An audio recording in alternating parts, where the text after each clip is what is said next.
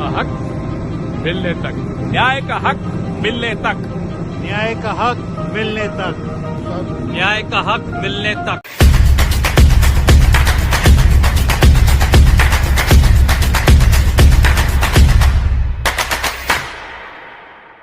राहुल जी जो कर रहे हैं ये मणिपुर के लोगों के हित में, यहाँ के लोगों को जागृत करने के लिए और दुख और दर्द के लिए उन्होंने आए और फिर यहीं से अपनी यात्रा शुरू की है। भारत जोड़ो न्याय यात्रा मणिपुर से शुरू हो रही है, ये बहुत बड़ी बात है और आप इसको सुनकर आपको खुशी होगी कि कम से कम यहां जो लोग आए हैं कि राहुल जी हमारी बात करने के लिए आए हैं, ये आपको महसूस होगा और यहाँ की जो आवश्यकताएं हैं उसके बारे में भी उन्होंने बोलेंगे। यहाँ के यंगस्टर्स को जो एम्प्लॉयमेंट नहीं है, यहाँ के स्पोर्ट्स पर्सन को कहीं भी जगह नहीं है और उनके ट्रेनिंग खत्म हो रहे हैं, बच्चों की पढ़ाई खत्म हो रही है, इसके बारे में सरकार कोई नहीं सोच रही।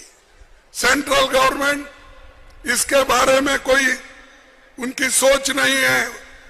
बच्चों के आधे ट्रेनिंग खत्म हो गए, आधा ट्रेनिंग रहा है, वो भी आज बहुत बड़ी दुख की बात है और हम यह हमेशा नॉन वायलेंस पीस चाहते हैं, इसीलिए तो हम हमेशा शांति के लिए लड़ते हुए आए और आगे भी शांति से ही देश में लड़ेंगे।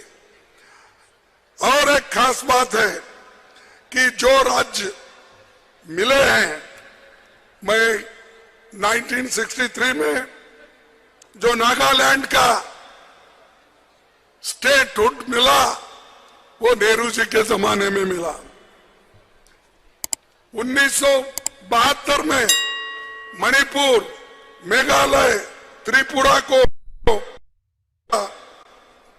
हक मिला, वो भी कांग्रेस के जमाने में और इंदिरा गांधी जी के जमाने में मिला है।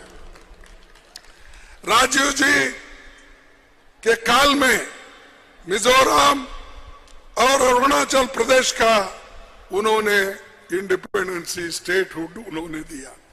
यह सब प्रोजेक्ट्स या रेलवे का हो, हेल्थ का हो, कोई प्रोजेक्ट जो दिया है वो कांग्रेस ने दिया है।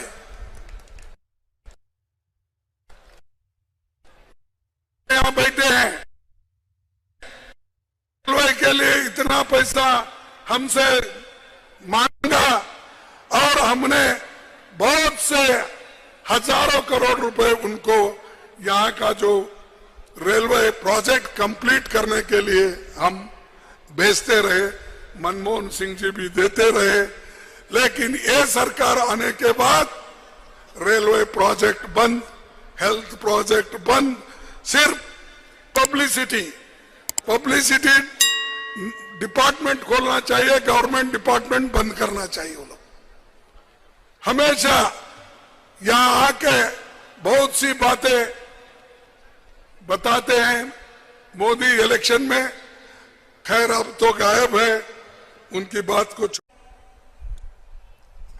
हमने भारत जोड़ो यात्रा शुरू की। कन्याकुमारी से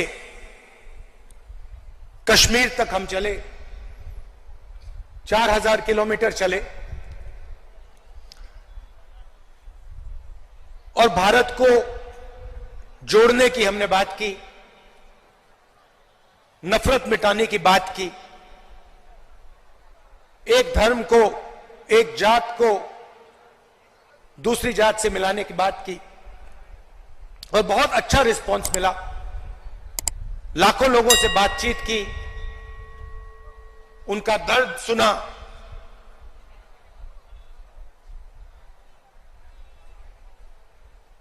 मुश्किल था मगर बहुत अच्छा लगा। लोगों ने कहा कि कन्याकुमारी से कश्मीर तक यात्रा की है, तो फिर ईस्ट से वेस्ट में यात्रा होनी चाहिए। और मैं चाहता था कि जैसे हमने पैदल यात्रा की कन्याकुमारी से कश्मीर, वैसे ही हम ईस्ट से वेस्ट पैदल यात्रा करें। मगर चुनाव का समय है और उसमें हमें थोड़ा ज्यादा समय लगता, इसलिए कांग्रेस पार्टी ने हमने निर्णय लिया कि ये बस यात्रा होगी, हाइब्रिड यात्रा होगी, बस यात्रा होगी, पैदल यात्रा होगी। सवाल उठा कि ये यात्रा शुरू कहां से होनी चाहिए। कोई लोग कह रहे थे कि वेस्ट में शुरू होनी चाहिए, कोई कह रहे थे ईस्ट में शुरू होनी चाहिए। और मैंने साफ कहा कि अगली भारत जोड़ो यात्रा सिर्फ मणिपुर से ही शुरू हो सकती है और कहीं से नहीं शुरू हो सकती। 29 जून को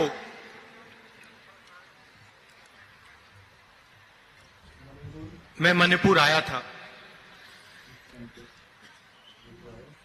और उस विजिट में जो मैंने देखा, जो मैंने सुना, मैंने कभी पहले नहीं देखा था, नहीं सुना था।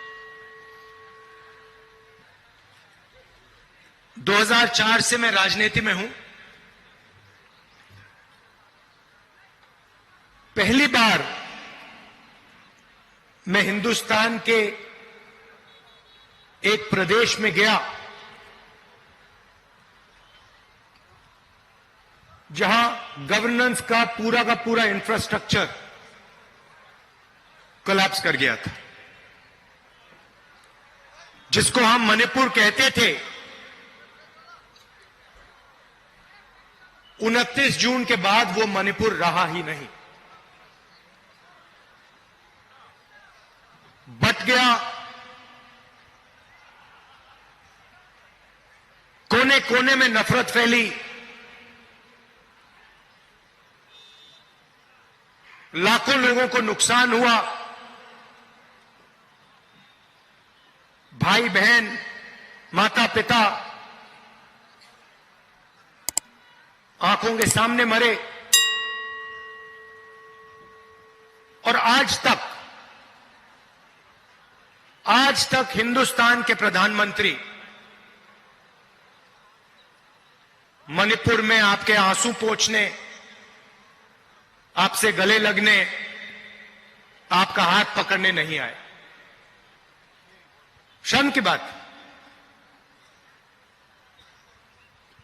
शायद नरेंद्र मोदी जी के लिए, बीजेपी और आरएसएस के लिए मणिपुर हिंदुस्तान का भाग ही नहीं है। आपका जो दुख है, आपका दर्द है, वो उनका दुख, उनका दर्द नहीं है।